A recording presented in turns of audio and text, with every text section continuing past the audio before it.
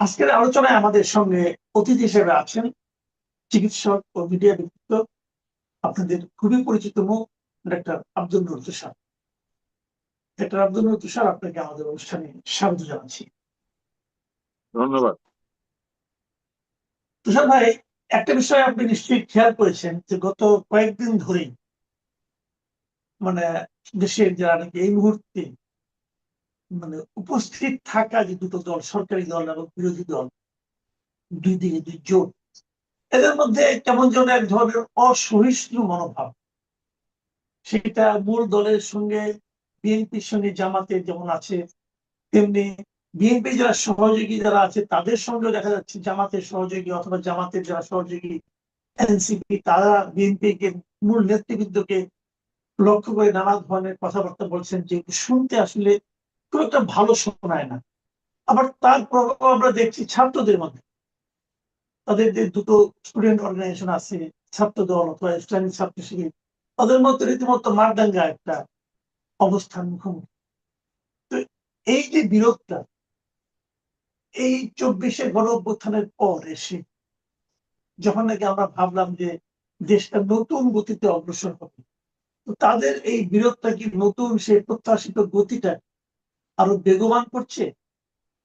আপনার মনে যে প্রত্যাশাটা ছিল 24-এর আন্দোলনটা নিয়ে, সেই প্রত্যাশাকে কি আরো শক্তিশালী করছে নাকি? প্রথমত, সরকারি দল এবং বিরোধী দলের মধ্যে ক্রমবর্ধমান উত্তেজনার একটি বড় কারণ হচ্ছে সামনে ছাত্র সংসদগুলির নির্বাচন এবং স্থানীয় সরকার নির্বাচন।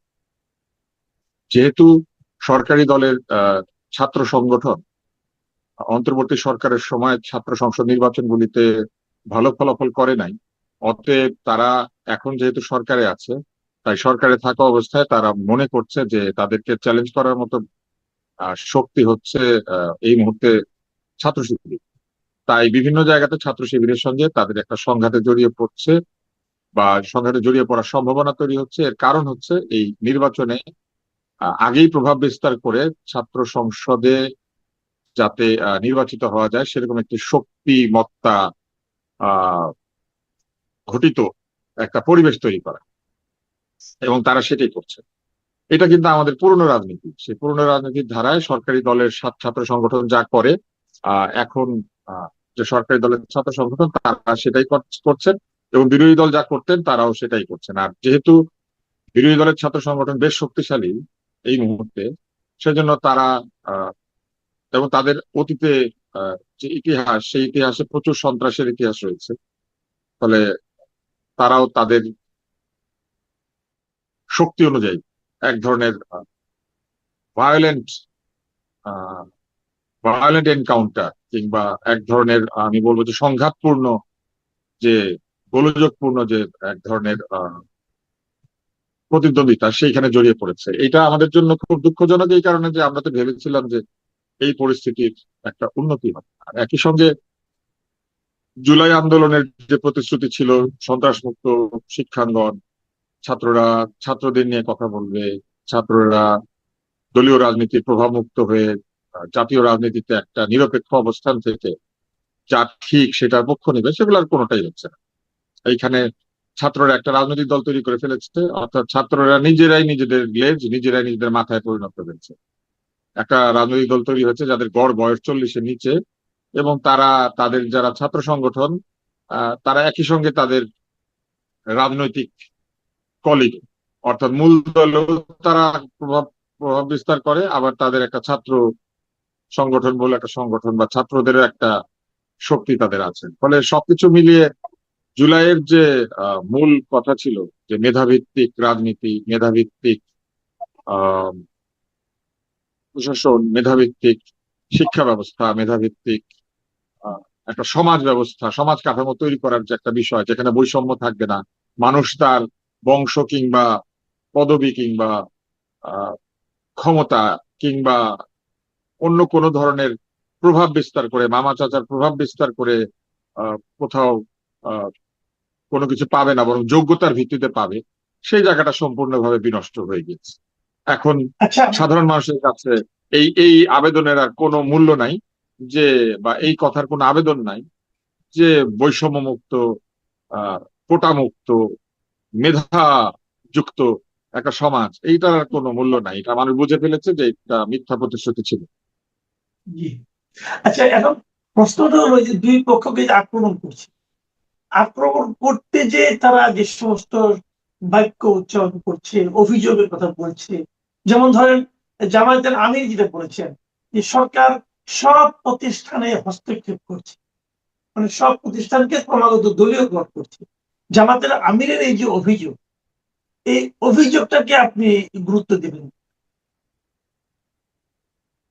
এটা একটা দলীয় সরকার, তো দলীয় সরকার খুব অতিমাত্রায় দলীয়করণ করবে না এরকম একটা প্রত্যাশা সবার ছিল। এই কারণে যে মাননীয় প্রধানমন্ত্রী যখন ফিরে এসেছিলেন তিনি তার পরিকল্পনার কথা বলেছিলেন।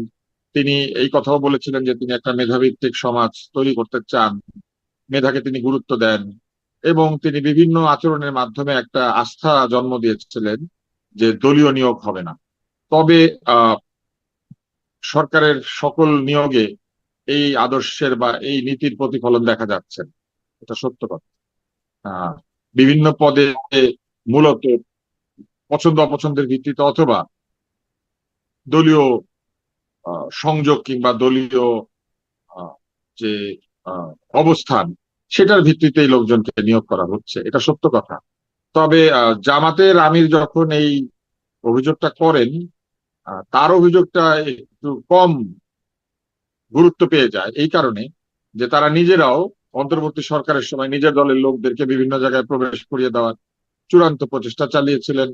আপনার নিশ্চয়ই মনে আছে নির্বাচন কমিশনে লটারি করে পুলিশ কর্মকর্তা, প্রশাসনের কর্মকর্তাদেরকে নিয়োগ করার জন্য এক ধরনের প্রচেষ্টা তারা চালিয়েছিলেন, যেখানে অভিযোগ এসেছিল যে ওই লটারির মধ্যে মূলত তাদের দলের লোকজনের নাম দিয়ে লটারি করার চেষ্টা করা হচ্ছিল। ডাক্তারদের বেলা যদি আপনি বলেন, পরিষ্কার ভাবে ওই সময় যিনি ডিজি ছিলেন সেই ডিজি এক দলীয় ভাবাপন্ন ছিলেন এবং প্রচুর জায়গাতে জামাত ইসলামের সমর্থক চিকিৎসকদেরকে পদায়িত করেছিলেন। অথর্ব একজন স্বাস্থ্য উপদেষ্টা ছিলেন যার কোনো ধরনের যোগ্যতা ছিল না, সে অযোগ্য স্বাস্থ্য উপদেষ্টা, এবং তার ট্যান্ডলদের শাসনে মূলত এনডিএফ এবং ড্যাব একটা দলীয়করণের প্রতিযোগিতায় নেমে গিয়েছিল। যেটা আগে সাচিব করতো সেটাই তারাই করেছে।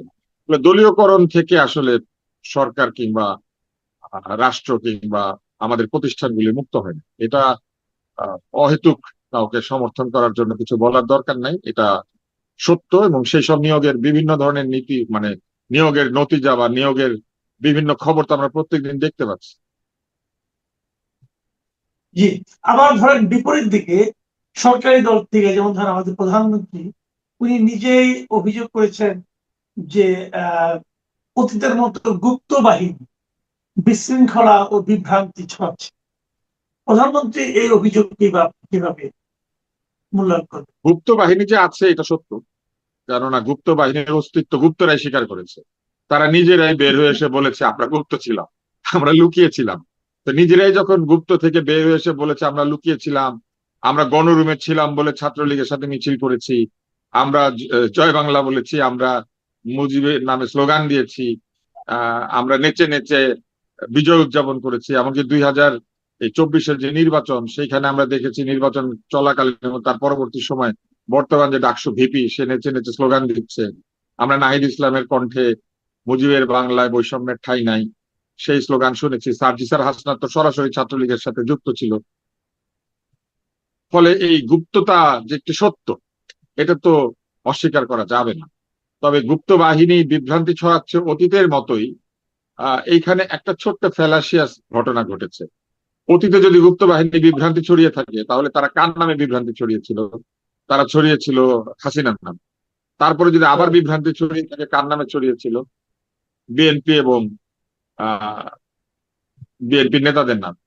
তাই এই অভ্যাস যদি তারা বলবৎ রেখে থাকে তাহলে তো বলতে হবে যে তারা সকল সময় বিভ্রান্তি ছড়ায় এবং বিভ্রান্তির মাধ্যমেই তারা তাদের উদ্দেশ্য হাসিল করে।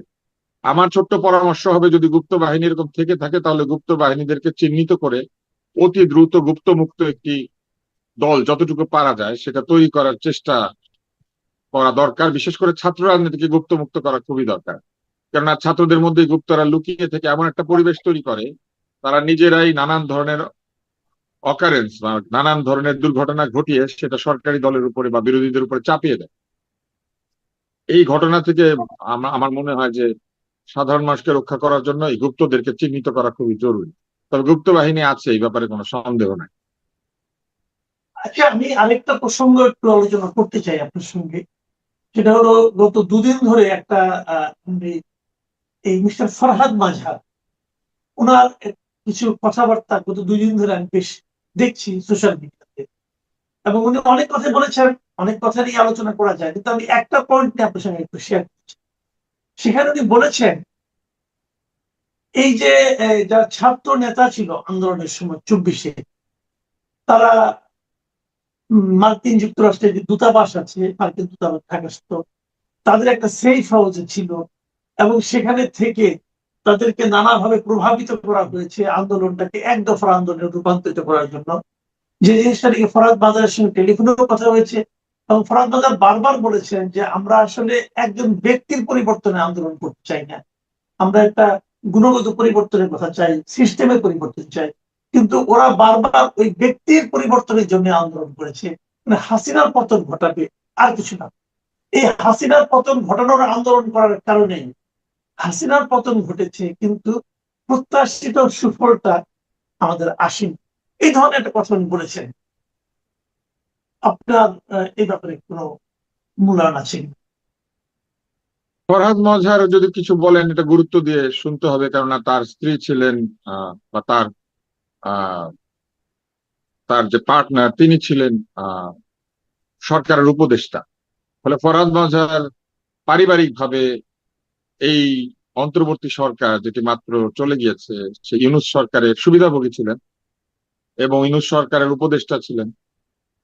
ফলে ফরহাদ মজহারের সঙ্গে আন্দোলনকারীদের একটি সুসম্পর্ক ছিল বলে আমরা জানি। একাধিক আন্দোলনকারী তরুণ বলেছেন তারা ফরহাদ মজহারের রাজনৈতিক পাঠদান বা রাজনৈতিক যে শিক্ষা, সেই শিক্ষা পাঠচক্রে তারা অংশ নিয়েছেন। ফরহাদ মজহারের একটি প্রভাব যারা ইসলামপন্থী তাদের উপরও ছিল বলে আমরা দেখেছি। ফলে ফরহাদ মজহার যদি বলেন যে এরকম সেফ হাউস ছিল কিংবা অন্য যে কোনো কিছু তিনি যদি বলেন, সেটাকে একটা সাক্ষ্য হিসেবে নিতে হবে, কেননা তিনি মিথ্যা বলছেন। এটা যদি আমরা মনে করি তাহলে তো ধরে নিতে হবে যে একজন মিথ্যাবাদীর কাছে সবাই ক্লাস করেছে, মিথ্যাবাদীর প্রভাবে এই আন্দোলন হয়েছে, তো আমরা তো তাকে মিথ্যাবাদী মনে করি না। তো সেই জন্য তিনি যেহেতু সত্য কথা বলবেন বলেই বা বলছেন বলে আমরা মনে করি, তাহলে ফরহাদ মজহার যা বলছেন সেটা সত্য। সেটা যদি সত্য হয়ে থাকে তাহলে সেফ হাউস ছিল। আর সেফ হাউসে কারা কারা ছিল সেটা নিশ্চয়ই ফরহাদ মজহার জানেন।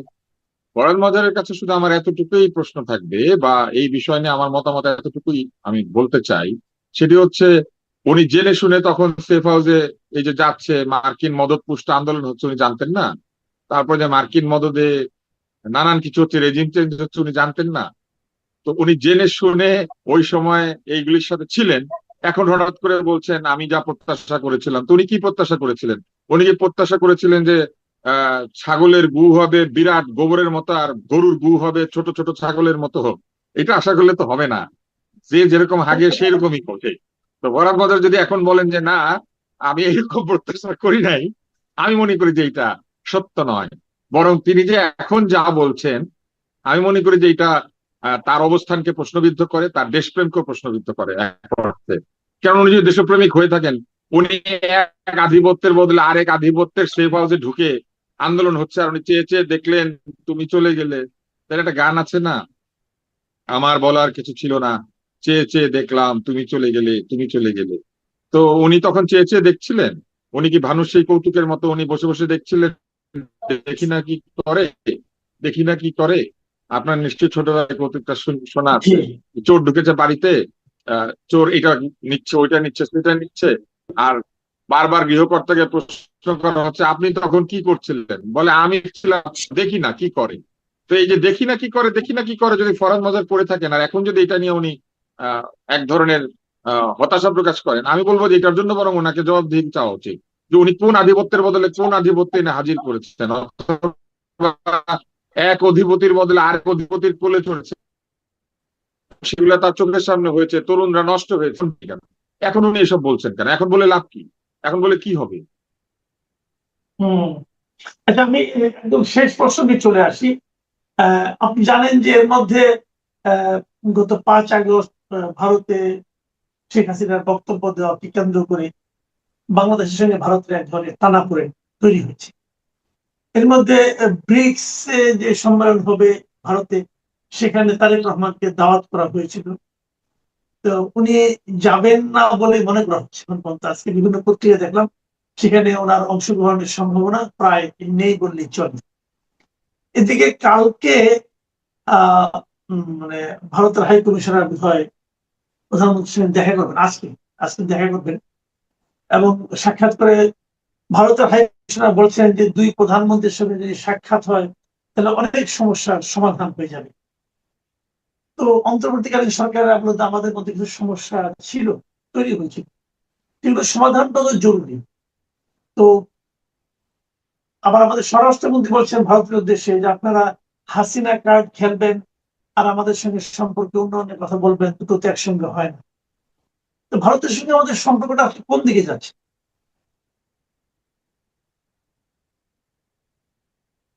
ভারতের সঙ্গে আমাদের সম্পর্কের অবনতি শুরু ঘটিয়ে দিয়েছিলেন ডক্টর ইউনূস নিজেই, কারণ তিনি এইখানে আসার আগেই, মানে তিনি এই সরকারে আসার আগে একটা সাক্ষাৎকার দিয়ে এসেছিলেন। সেই সাক্ষাৎকারে তিনি সেভেন সিস্টার এটা সেটা নানান কথাবার্তা বলেছিলেন, এবং ওনার এইসব কথাবার্তা আমি বা আমার মতো আরো অনেকে খুব অবাক হয়েছিলেন, কেননা এই ধরনের রাজনৈতিক বক্তব্য উনি সারা জীবনে কোনোদিন দেন নাই। বরং উল্টা ভারতে ক্ষুদ্র ঋণ প্রচলন করার জন্য তিনি প্রবল প্রচেষ্টা চালিয়েছেন, এবং ভারতে তার অনেক অনুসারীও আছে, তার ক্ষুদ্র ঋণ এবং সোশ্যাল বিজনেসের অনুসারী। ফলে সেই লোক হঠাৎ করে সেভেন সিস্টার টেস্টার নিয়ে যখন কথা বলে ফেললেন, তখনই কিন্তু সম্পর্কের অবনতির সূচনা হলো। তার সঙ্গে দিল্লি না ঢাকা স্লোগান, তার সঙ্গে গলা চিপানা, চিকন গলা কি যেন একটা আছে, সেটা আলাদা করে ফেলবো, হ্যান করবো, ত্যান করবো, এইসব বিরাট বিরাট কথা বলা হলো। পরে দেখা গেল যে তিনি আদানির ঋণ পরিশোধ করছেন এবং আদানিকে সমস্ত পয়সা দিয়ে দিচ্ছেন, আদানির কাছ থেকে বেশি বিদ্যুৎও কিনতে চাইছেন। এইরকম একটা স্ববিরোধী, পরস্পর বিরোধী, উস্কানিমূলক ভারতের সাথে কথাবার্তা বলে প্রথমে একটা সম্পর্ককে অবনতি ঘটানো হয়েছে। ভারত শেখ হাসিনাকে আশ্রয় দিয়েছে, ভারত দালাই লামাকে আশ্রয় দিয়েছে, ভারত এরকম অনেককে আশ্রয় দিয়েছে।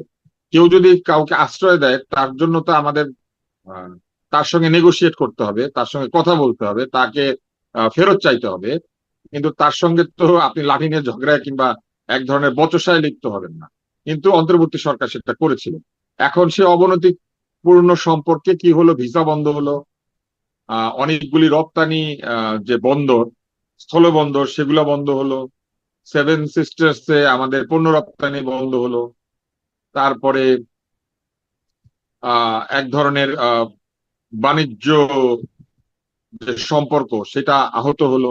এই সবকিছু মিলিয়ে ভারতের সঙ্গে আমাদের সম্পর্কটা শীতল হয়ে গেল, এমনকি মেডিকেল ভিসা পর্যন্ত দেওয়া বন্ধ হয়ে গেল। এগুলো কিন্তু হয়ে গিয়েছিল বিএনপি আসার আগেই। আমার শুধু এতটুকু কথা থাকবে যে ব্রিক্সে যোগ দেওয়ার মতো অবস্থা বাংলাদেশের কি আছে কিনা। বাস্তবতা বিবেচনা করলে ব্রিক্সে যাওয়ার যোগ্যতা বাংলাদেশের হয় নাই। না, এটা তো ব্রিক্স দ্বিতীয়, এর নগরে বিমস্টেকের সভাপতি হিসেবে তাকে না হয় নাই, আমন্ত্রণ জানানো তার মানে হয়েছিল। ব্রিক্সে, আলোচিত মানে কথা আমি বলে। এই পুরাটাতে আসি। ব্রিক্সে যোগ জি। দেওয়ার সম্ভাবনা বাংলাদেশের নাই, ফলে ব্রিক্স থেকে আমাদের হয়তো কিছু সুবিধা নেওয়ার ব্যাপারটা আছে, কিন্তু ব্রিক্সে যোগ দিয়ে ব্রিক্সে অংশগ্রহণকারী বা মতামত দানকারী রাষ্ট্র হওয়ার সম্ভাবনা একদমই নাই, জিরো। তাহলে আমাদের প্রধানমন্ত্রী কেন আমন্ত্রণ পেয়েছিলেন? তিনি আসলে এক ধরনের পরিদর্শক বা এক ধরনের অবজারভার বা এক ধরনের জি। অতিথি হিসেবে সাইড লাইনে বসে ব্রিক্সের ওই সময়টাতে অন্যান্য যে ব্রিক্সে যারা আসবেন তাদের সঙ্গে কথাবার্তা বলার একটা সুযোগ, একই সাথে মোদির সাথেও কথাবার্তা বলার একটা সুযোগ, এটা একটা সম্ভাবনা সেটা তৈরি হয়েছিল। এখন আমার কাছে মনে হয় যে এইসব ক্ষেত্রে আবেগ বিসর্জন দিয়ে বরং যুক্তিকে প্রাধান্য দেওয়া দরকার। যদি আমাদের প্রধানমন্ত্রী ব্রিক্সের ওখানে যান, তবে শুধুমাত্র তার মোদির সঙ্গে তার সাক্ষাৎকার হবে এটা আমরা আশা করি না। আমাদের পররাষ্ট্র মন্ত্রণালয়ের উচিত ব্রিক্সে যোগদানকারী অন্যান্য যারা প্রধান ব্যক্তিরা আছেন তাদের সঙ্গে যেন আমাদের প্রধানমন্ত্রীর কথা বলার সুযোগ হয়, সেটা তৈরি করা। তাহলে এক ঢিলে পাঁচ পাখি বা চার পাখি শিকার করা যাবে। দ্বিতীয়ত, মোদি যদি কথা বলতে আগ্রহী হয়ে থাকেন এবং ভারতের দূতাবাসের যিনি রাষ্ট্রদূত তিনি যদি বলেন যে না, দুই প্রধানমন্ত্রী কথা বললে, তাহলে এখনই ফিক্স করতে হবে যে ওইখানে গেলে 1-to-1 বৈঠক হবে ভারতের প্রধানমন্ত্রীর সঙ্গে আমাদের প্রধানমন্ত্রী, এবং আমাদের প্রধানমন্ত্রীর সাথে ভারতের প্রধানমন্ত্রীর বৈঠক, এবং ব্রিক্সে আগমনকারী অন্যান্য গুরুত্বপূর্ণ ব্যক্তিদের সঙ্গে হয় আমাদের প্রধানমন্ত্রী অথবা আমাদের প্রধানমন্ত্রীর সঙ্গে যে কন্টিনজেন্ট যাবেন তাদের মধ্যে গুরুত্বপূর্ণ ব্যক্তিদের যদি আদান প্রদান হয়, তাহলে যেটা ঘটবে সেটা হইলো ওই রাষ্ট্রগুলির সঙ্গে আমাদের একটা সম্পর্কের ঝালাই হবে। পাশাপাশি আমাদের বিভিন্ন ধরনের স্বার্থ সংশ্লিষ্ট বিষয়ে আমরা এক জায়গায় বসে আলাপ সেরে ফেলতে পারবো, এবং এইটাকে আমরা ভবিষ্যতে একটা বিরাট আন্তর্জাতিক যে চ্যালেঞ্জ, জ্বালানি মূল্য বৃদ্ধি, বিশ্বব্যাপী মুদ্রাস্ফীতি, যুদ্ধ পরিস্থিতি, বিশ্বের বিভিন্ন পরাশক্তির ন্যায় এবং অন্যায় প্রভাব বিস্তারের যে লড়াই এবং এক ধরনের চাপ সৃষ্টি, এই সকল কিছুর সঙ্গে আমরা এক ধরনের ব্যালেন্স করার একটা চেষ্টা বা এক ধরনের সম্পর্ক উন্নতির মাধ্যমে আমরা চাপ কমিয়ে আনার একটা চেষ্টা করতে পারবো। ফলে এটা তো কূটনীতির একটা সুযোগ। সেই কূটনীতির সুযোগ কোনো আবেগজনিত কারণে হারানো উচিত না। কারণ বাংলাদেশের সঙ্গে ভারতের সীমান্ত গন্ডগোল থাকবে, এটা কিন্তু যাবে না। এটা বড় রাষ্ট্রের সঙ্গে ছোট রাষ্ট্রের সবসময় সীমান্তে গন্ডগোল থাকে। আমেরিকার সাথে মেক্সিকোর সীমান্তের গন্ডগোল শেষ হয় নাই, উল্টা কানাডার সাথে শুরু হয়েছে। উরুগুয়ের সাথে ব্রাজিলের কিংবা অন্যান্য যে উরুগুয়ের যে যারা সীমান্তবর্তী রাষ্ট্র আছে, উরুগুয়ে এবং আর্জেন্টিনা, এদের যে এক ধরনের সংঘাত আছে, এটা কিন্তু শেষ হয় নাই। এরকম সংঘাতপূর্ণ সীমান্ত ভারতের সাথে চীনের আছে, শেষ হয় নাই। পাকিস্তানের সাথে ভারতের আছে, শেষ হয় নাই। পাকিস্তানের সাথে আফগানিস্তানের আছে, শেষ হয় নাই। তো সীমান্ত সংঘাত জনিত কারণে বা সীমান্তের ঘটনার কারণে কোনো আবেগজনিত সিদ্ধান্ত নেওয়া উচিতই না। এইবার হচ্ছে শেখ হাসিনার ওইখানে অবস্থান, এই অবস্থান অন্তর্বর্তী সরকারের সময় থেকে হয়ে আসছে এবং তার ব্যাপারে ভারতের অবস্থান মোটামুটি আমরা এখন বুঝতে পারি। অতএব শেখ হাসিনাকে আনার যদি কোনো চেষ্টা করতে হয়, সেটাও সেখানে গিয়ে দুই প্রধানমন্ত্রী আলাপের মধ্যে এই প্রসঙ্গটার অবতারণা করা সম্ভব। আর শেখ হাসিনা তো আসতেই চেয়েছেন, আসতেই যদি চান, তাহলে আমার তো মনে হয় যে তাকে পর্যন্ত ওইখান থেকে গিয়ে বলে আসা দরকার যে আপনি চলে আসেন, আমার সাথে চলেন, তাই না? যাবেনই যদি আসেন, আমার সাথে চলেন। তো এটা বলার সুযোগ আছে। আমার কাছে মনে হয় যে এই ক্ষেত্রে আবেগ জনিত সিদ্ধান্ত না নিয়ে বা এই জনগণের আবেগকে মূল্য না দিয়ে বরং যা রাষ্ট্র এবং সরকারের জন্য প্রয়োজনীয়, জনগণের মঙ্গলের জন্য, সেটা আমার কাছে পত্র দাখিলের শেষ দিন, ওই দিন শেষ দিন মানে ওই দিনই শুরু, ওই দিনই শেষ, সকাল 10টা থেকে বিকাল 4টা পর্যন্ত এর মধ্যে মনোনয়নপত্র দাখিল করতে হবে। কে হতে পারবেন, কারা মনোনয়নপত্র দাখিল করতে পারবেন? তবে এখানে একটা জিনিস জানা দরকার যে 2 জন সংসদ সদস্যের সমর্থন লাগবে সেখানে, যদি আপনি প্রেসিডেন্ট প্রার্থী হতে চান। মানে আমি গেলে আমি পারবো তা কিন্তু নয়, 2 জন সংসদ সদস্য আমাকে সমর্থন করতে হবে, তাহলেই আমি আমার মনোনয়নপত্র দাখিল করতে পারবো। তারপর সেটা 20 তারিখে নির্বাচনটা হবে, 20 তারিখে নির্বাচন হবে জাতীয় সংসদে, এবং সেটা রিটার্নিং অফিসার থাকবেন চিফ ইলেকশন কমিশনার নিজে, উনি উপস্থিত থেকে সেখানে নির্বাচনটা অনুষ্ঠিত হবে। যদি মাত্র একজন প্রার্থী থাকতো তাহলে নির্বাচন হওয়ার দরকার থাকতো না, কারণ তখন একজনই মাত্র বৈধ প্রার্থী থাকলে তাকে নির্বাচিত ঘোষণা করা হতো, যেমন বিগত নির্বাচনগুলিতে হয়েছে, বিগত অনেকগুলিতে হয়েছে। সবশেষ নির্বাচনটা হয়েছিল আসলে মানে প্রতিদ্বন্দ্বিতাপূর্ণ নির্বাচন, মানে একাধিক প্রার্থী ছিল, ভোট হয়েছিল।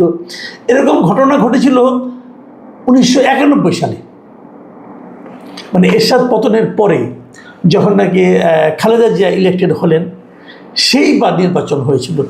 এবং সেই নির্বাচনে বিএনপি প্রার্থী মিস্টার আব্দুর রহমান বিশ্বাস তিনি নির্বাচিত হয়েছিলেন এবং তিনি 172টা ভোট পেয়েছিলেন, যদ্দূর আমার মনে পড়ে। আর তার বিপরীতে আওয়ামী লীগের প্রার্থী ছিলেন বিচারপতি বদরুল হায়দার চৌধুরী, এই ভদ্রলোক 92টা ভোট পেয়েছিলেন। তার মানে ওনারাও জানতেন, মানে বিএনপি অবশ্য তখন জামাতের ভোটগুলি পেয়েছিলেন, জামাতের যারা সংসদ সদস্য ছিলেন তাদের ভোটেই তারা আজকে এতগুলি ভোট পেয়েছিলেন। তো সবাই জানতেন এই নির্বাচন আওয়ামী লীগ হেরে যাবে। তারপরও আওয়ামী লীগ নির্বাচনে অংশ নিয়েছিল, বোঝানোর জন্য তারা একটা গণতান্ত্রিক প্রক্রিয়াকে সমুন্নত রাখতে চায়। এরপর 96 অথবা পরবর্তী যতগুলি হয়েছে 2001, কোনোবারই আর নির্বাচন হয়নি। 2001-এও হয়নি, 2002-এও হয়নি।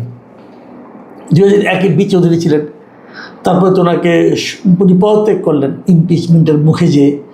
তারপরে তো ইয়াজউদ্দিন আহমেদ সাহেব হলেন। এই সবগুলি বিনা প্রতিদ্বন্দ্বিতায় হয়েছে, কারণ বিরোধী পক্ষ আর এই নির্বাচনে অংশ নেয় নাই, কারণ নিশ্চিত পরাজয় জেনেও। এবার যেটা হচ্ছে, এবার কিন্তু নিশ্চিত পরাজয় জেনেও জামাতে ইসলাম সহ যে 11 দলীয় জোট, তারা ক্যান্ডিডেট দিচ্ছেন এবং তাদের ক্যান্ডিডেট হয়েছেন কর্নেল অবসরপ্রাপ্ত অলি আহমেদ সাহেব, এলডিপির যিনি সভাপতি। একসময় তিনি বিএনপির নেতা ছিলেন, বড় নেতা ছিলেন কিন্তু, এবং বিএনপির 91-এর যে মিনিস্ট্রি ছিল বিএনপিতে, উনি আপনার এমপিও ছিলেন, মন্ত্রীও ছিলেন, খুব পাওয়ারফুল মন্ত্রী ছিলেন। বিএনপির হয়ে উনি চট্টগ্রামে একাধিক আসনে জয়লাভ করতেন। এবং জিয়াউর রহমানের সঙ্গে মুক্তিযুদ্ধ করেছেন উনি, সেই জন্য ওনাকে বেশ বিএনপি গুরুত্বও দিত। কিন্তু উনি নিজেই বিএনপি ছেড়ে চলে যান এবং নতুন দল করেন। এবং নতুন দল করার পর উনি এই যে আন্দোলনটা হচ্ছিল হাসিনা বিরুদ্ধে, সে মানে আওয়ামী লীগ বিরোধী আন্দোলন, এই পুরো সময়ে উনি বিএনপির সঙ্গেই ছিলেন। শেষ দিকে কি হলো, আসন ভাগাভাগির জন্য উনি জামাতের সঙ্গে ওই জোটে যে যুক্ত হলেন। এবং ওই জোটে যুক্ত হওয়ার পর ওনার পরিণতিটা আসলে খুব করুণীয় হয়েছিল। ওনার দল একটা আসনও পায়নি এবং সংসদে ওনার কোনো প্রতিনিধিত্ব নাই ওনার দলের। যাও, তো সেই এলডিপি এবার এলডিপি যিনি প্রধান কর্নেল অলি আহমেদ, ওনাকে জামাত ইসলাম প্রেসিডেন্ট প্রার্থী করেছেন। কোনো সন্দেহ নাই এলডিপির নির্বাচনটা মানে ওনাকে মনোনয়ন দেওয়াটা আমি মনে করি খুব একটা ভালো সিদ্ধান্ত। আমি প্রথমত প্রশংসা করবো জামাত ইসলামের, তারা নির্বাচন করতে যে প্রস্তুতি নিচ্ছে এবং তারা যে নির্বাচন করতে চেয়েছে, এটা আমার কাছে ভালো মনে হয়েছে। এটা গণতান্ত্রিক একটা ব্যাপার এবং এটা খুব, এবং আপনি দেখবেন ভারতের পার্লামেন্টেও কিন্তু এই গত যে প্রেসিডেন্ট নির্বাচনটা হয়েছে, ভারতের পার্লামেন্টে অবশ্য লোকসভার পাশাপাশি রাজ্যসভার যারা আছে তারাও ভোট দেয়। তো সেখানে কিন্তু কংগ্রেস নিশ্চিত পরাজয় জানার পরেও তারা কিন্তু প্রার্থী দিয়েছিল। তো এখানেও এটা একটা গণতান্ত্রিক প্রক্রিয়া, এটা থাকা উচিত প্রার্থী দেওয়াটা, একচেটিয়া একজনের উপর দেওয়া ঠিক না। তো এবার নির্বাচনে কি হবে, মানে আমরা ফলটা এখনই জানি। ফলটা জানি এই কারণে যে বিএনপি যিনি প্রার্থী হবেন তিনি নিশ্চিতভাবে জিতবেন, কারণ তার সঙ্গে তার জোট আছে, মহিলা এমপিরা আছে। এবং জামাতের প্রার্থী আমার তো মনে হয় না 14 দলে যারা প্রার্থী, মানে 11 দলে যারা প্রার্থী আছে, আমার হিসাবে তারা 90টার মতো ভোট পেতে পারে। 90-এর বেশি ভোট পাওয়ার তাদের কোনো সুযোগ আছে বলে আমার হিসাবে বলে না। তাহলে বাকিগুলি বিএনপির প্রার্থী পাবে এবং এটা বিশাল ব্যবধানেই ওনারা হয়তো বা জিতবেন, কারণ 347টা ভোট আছে এখানে মহিলা এমপি সহ। তো বিএনপি জিতবে, এতে কোনো সন্দেহ নাই। কিন্তু এখানে দুটো পয়েন্ট। একটা পয়েন্ট হলো যে অলি আহমেদকে প্রার্থী করাটা, আমি মনে করি অলি আহমেদের বর্তমান অবস্থান যাই হোক না কেন, যতটাই সমালোচনার মুখে উনি থাকুন না কেন, জামাতের সঙ্গে জোট করেছেন, এটা নিয়ে যতই ওনাকে ওনার নৈতিক অবস্থান নিয়ে সমালোচনা আপনারা করেন না কেন, আমিও করি, কিন্তু আমার কাছে মনে হয়েছে জামাতের কাছে এর চেয়ে ভালো কোনো প্রেসিডেন্ট ক্যান্ডিডেট ছিল না। এবং জামাত অলি আহমেদকে ক্যান্ডিডেট করে তারা একাধিক কাজ কিন্তু এখানে সেরেছে। একাধিক কাজ এরকম যে ওনারা এমন একজন প্রার্থী দিয়েছেন যাকে আপনি যুদ্ধ অপরাধী বলতে পারবেন না, যাকে আপনি রাজাকার বলতে পারবেন না, যাকে আপনি মুক্তিযোদ্ধাই বলতে হবে। এবং তিনি একজন মানে আপনার তার লেখাপড়া বলেন, তার আপনার নৈতিক চরিত্রের কথা বলেন, এবং যখন উনি মন্ত্রী ছিলেন এই সময় ওনার দুর্নীতির কোনো অভিযোগ খুব বেশি একটা ওনার বিরুদ্ধে আছে বলে আমি জানি না। ওনার সততা আছে, বেশ অনেকগুলো জায়গা আছে। একটু অহংকারী লোক, কিন্তু অহংকার তো তাদেরই থাকে যাদের মধ্যে গুণাবলী থাকে। তো সেই বিচারে আমার কাছে মনে হয় ওনার মানে রাজনৈতিক এতদিনের যে অধঃপতনটা হয়েছিল তার বিপরীতে ওনাকে প্রার্থী করে জামাত ওনাকে সম্মানই দিয়েছে আমি মনে করব। এবং আমি এটাও মনে করব যে উনি নির্বাচনে কিছুই করতে পারবেন না, কোনো আলোচনাতে আসতে পারবেন না, কিন্তু এটা তো ঠিক উনি একজন প্রেসিডেন্ট ক্যান্ডিডেট হয়েছিলেন, এই জিনিসটা পরবর্তী সময়ে আলোচনা আসবে। এটা ওনার জন্য আমি মনে করি ভালো হয়েছে। এবং জামাতও একটা খুবই ভালো সিদ্ধান্ত দিয়েছে। এই ঘটনার মাধ্যমে জামাত আরেকটা কাজ করেছে, সেটাও একটু বলা দরকার। তারা কিন্তু বিএনপির উপর একটা চাপও দিয়েছে। চাপটা হলো এই ধরনের যে আমাদের ভোট কম হতে পারে, কিন্তু আমরা একটা প্রার্থী দিয়েছি, তো আপনারা এর চেয়ে বেটার কোনো প্রার্থী দেন অথবা এর সমসাময়িক কোনো প্রার্থী দেন। আপনারা যদি যেমন হাসিনার আমলে কী হতো, শেখ হাসিনার আমলে কী হতো, উনি যেমন সর্বশেষ যিনি প্রেসিডেন্ট হয়েছেন মোহাম্মদ শাহাবুদ্দিন সাহেব যে ক্যান্ডিডেট হবেন, এটা আওয়ামী লীগের নেতৃবৃন্দ মানে কোনো পর্যায়ের কোনো লিডার একবারের জন্য আলোচনায় আনেন নাই, চিন্তাও করেন নাই। কারণ মোহাম্মদ শাহাবুদ্দিন ওই পর্যায়ের কোনো লিডার আওয়ামী লীগে ছিলেন না। অনেক সিনিয়র লিডার ছিল, তাদের কাউকে না দিয়ে হঠাৎ করে একজনকে এনে শেখ হাসিনাকে চমক দেওয়ার চেষ্টা করেছেন এবং শেখ হাসিনার বোঝাতে চেয়েছেন যে আমি যা চাই তাই হয়। উনি বোঝাতে চেয়েছেন আমি যদি একটা কলা গাছটাও আনি তাও তোমরা তাকে ভোট দিবা, কারণ আমি হলাম বিশাল কিছু, আমি স্বৈরাচারী, আমি একটা যাই বলেন আপনি, উপরে আল্লাহ নিচে আমি যা বলবো তাই করতে হবে। এবং এটাই ছিল তার প্রমাণ। উনি মোহাম্মদ শাহাবুদ্দিনকে এনে সবাইকে বুঝিয়ে দিয়েছেন এই দেশে আমার উপরে কোনো কথা নাই। তো এই যে জিনিসটা ওনার যোগ্যতা, এই জায়গায় কিন্তু অলি আহমেদকে ক্যান্ডিডেট করার মাধ্যমে এইভাবে হুট করে একজনকে এনে আপনি বসিয়ে দিবেন, সেটা দিলে পরে আপনি একটু সমালোচনার মুখে পড়বেন, এইটুকুই জামাত চেয়েছে। কিন্তু আমরা উল্টো দিকে আমি ভাবি যে বিএনপি কি ওই ধরনের চিন্তা করে? আমার তো মনে হয় না। আমাকে বিএনপিকে কখনোই শেখ হাসিনা শেষ দিকে যেরকম স্বৈরাচারী হয়ে উঠেছিলেন এই ধরনের কোনো দল মনে হয় না। আমি বিএনপিকে এখন পর্যন্ত মোটামুটি একটা গণতান্ত্রিক দলই মনে করি। কিন্তু আমার একটা কথাও আছে, কথা হলো এটা যে কাকে প্রার্থী করা হবে এটা নিয়ে বিএনপির কিন্তু স্থায়ী কমিটি আলোচনা করেছে এবং দীর্ঘ আলোচনার পর তারা এই পুরো সিদ্ধান্তটা নেওয়ার দায়িত্ব একজনের উপর ছেড়ে দিয়েছে, মানে দলীয় প্রধানের উপর ছেড়ে দিয়েছে, তারেক রহমানের হাতে ছেড়ে দিয়েছে যে আপনি সিদ্ধান্ত নেন কাকে করবেন। এই জায়গাটা আমার পছন্দ হয় নাই, এই জিনিসটা আমার কাছে অগণতান্ত্রিক মনে হয়েছে। এবং আমি যতটুকু জেনেছি তারা কোনো নামও প্রস্তাব দেয় নাই। তারা যে 2-3টা নাম প্রস্তাব দেবে, এই 2-3জন নাম আমরা ঠিক করলাম, আপনি এখান থেকে একজন দেন, দেয় নাই, পুরোটাই ছেড়ে দিয়েছে। এই জায়গাটা আমার কাছে মনে হয়েছে স্থায়ী কমিটি ইন্টেনশনালি তারেক রহমানকে একনায়ক হওয়ার পথে ঠেলে দিচ্ছে, এটা আমার কাছে মনে হয়েছে। তার পাশাপাশি আরেকটা কথাও আছে, সে কথাটা হলো হয়তো এমনই ছিল যে স্থায়ী কমিটি যারা মেম্বার তাদের মাঝখান থেকে কাউকে প্রেসিডেন্ট করা হতে পারে, এই ধরনের একটা চিন্তা হয়তো স্থায়ী কমিটির মধ্যেই ছিল।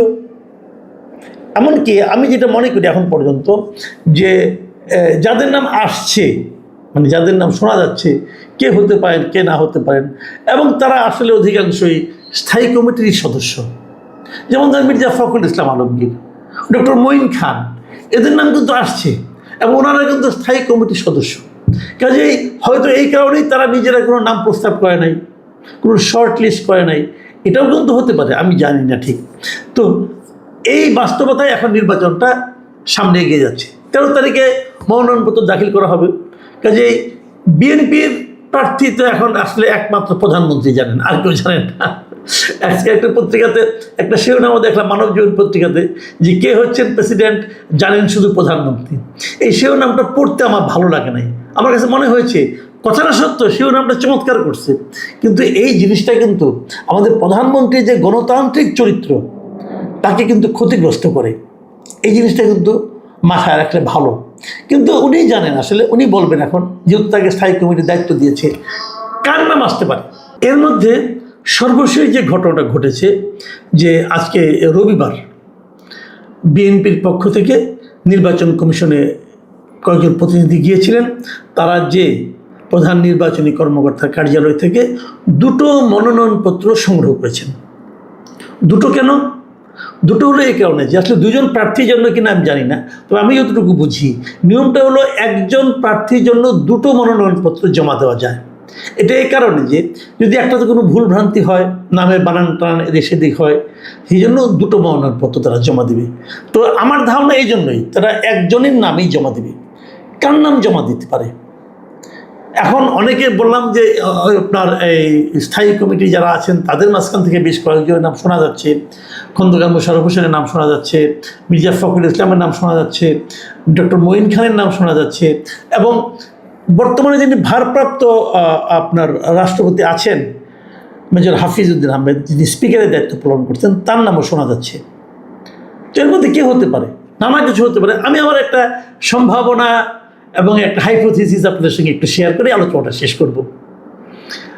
আমার ধারণা শেষ পর্যন্ত ফখরুল ইসলাম আলমগীরই রাষ্ট্রপতি হতে যাচ্ছেন। আমাদের পিছনে কয়েকটা কারণ আছে। প্রথমত ওনার যে অবদান যে বিগত পুরো আন্দোলনের মধ্যে, এটা একদম মানে এই আনপ্যারালাল, ওনার অবদানের মতো আর কারো অবদান নেই। উনি যথেষ্ট ভদ্রলোক হিসেবে পরিচিত, একজন ক্লিন পলিটিশিয়ান এবং লেখাপড়া জানা লোক। উনি অধ্যাপক ছিলেন, অধ্যাপনার সঙ্গে জড়িত ছিলেন। যে মানে সর্বজনগ্রাহ্য এবং যে কোনো জায়গায় ওনাকে প্রেজেন্ট করা যায় এমন একটা লোক উনি। বয়সও হয়েছে, ওনাকে দেওয়ার সম্ভাবনা আমার বিবেচনায় সবচেয়ে বেশি। আমার বিবেচনা যদি দ্বিতীয় বলেন, আমি দ্বিতীয়ভাবে যাকে রাখতে চাই তিনি হলেন ডক্টর মঈন খান। ওনারও অনেক অবদান আছে এবং ওনার দীর্ঘদিন ধরে আছে এবং ইউনিভার্সিটির টিচার ছিলেন। এবং ভদ্রলোক হিসেবে পরিচিত, ওনার নামে কোনো দুর্নীতির অভিযোগ আছে কিনা কেউ বলতে পারবে না। আমি ডক্টর খন্দকার বশির হোসেনকে তালিকায় রাখতে চাই না, কারণ উনি এমনি ব্যক্তিগতভাবে অসুস্থ এবং উনি অতটা ক্লিন ইমেজেবল আমি মনে করি না, এটা আমার ধারণা। মেজর হাফিজ খুবই ক্যাপেবল পারসন, হাফিজুদ্দিন আহমেদ, কিন্তু উনি স্পিকার, এবং উনি স্পিকারের দায়িত্ব নেওয়ার পর সংসদকে উনি খুবই সুন্দরভাবে চালাচ্ছিলেন। উনি চলে এলে সংসদে যারা থাকবেন ডেপুটি স্পিকার তারাও ভালো, কিন্তু হাফিজুদ্দিন সাহেবের মতো না। হাফিজুদ্দিন সাহেব যেরকম একটা পুরো সংসদের উপর যেমন